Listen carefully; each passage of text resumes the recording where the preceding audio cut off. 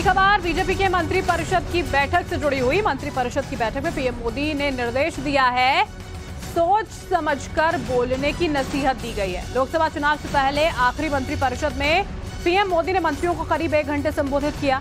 PM ने मंत्रियों को कहा कि बोलने में परहेज करें, सोच समझकर बोलें, बोलना है तो योजनाओं पर बोलें, विवादित बयानों से बचें, डीप फेक से बचें, यानी कि आवाज बदलकर जो कोशिशें की जाती हैं उनसे सतर्क रहें।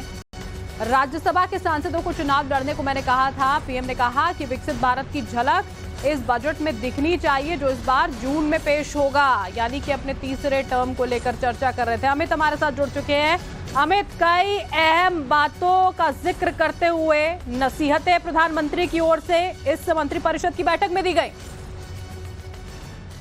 हाँ, देखिए, सबसे बड़ी बात की जो आखिरी बैठक थी, आखिरी बैठक में उन्होंने तमाम जो बात थी विकसित भारत की जो एक संकल्पना प्रधानमंत्री मोदी हमेशा कह रहे हैं कि अब जो फोकस है वो कोई 1 साल 2 साल या 5 साल का नहीं, बल्कि अगले 25 साल का है कि जब हम आजादी के स्वर्णिम काल में होंगे तो उस वक्त हम एक भारत को एक विकसित भारत बनाएंगे। और अगले कैबिनेट में अगले जो बजट होगा, जो 2024 के चुनाव के बाद होगा, उसमें दिखनी चाहिए। साथ ही उन्होंने एक बड़ी इंपॉर्टेंट बात कही। उन्होंने तमाम मंत्रियों का मनोबल बढ़ाया, कहा कि जाइए, चुनाव जीत कर आइए, जल्द फिर मिलेंगे और मिलने वालों से सोच समझकर मिले, खास करके चुनाव के समय में। उन्होंने इस बात का भी जिक्र किया कि जो बातचीत आप करते हैं तो उसमें योजनाओं की बात करिए, आप लोगों से बोलते समय बहुत ही सतर्क रहिए, कोई ऐसे बयान मत दीजिए क्योंकि जिसका असर जो है वो विपरीत दिशा में कहीं पड़ता हुआ नजर आए। बहुत बहुत शुक्रिया अमित इस तमाम जानकारी के लिए।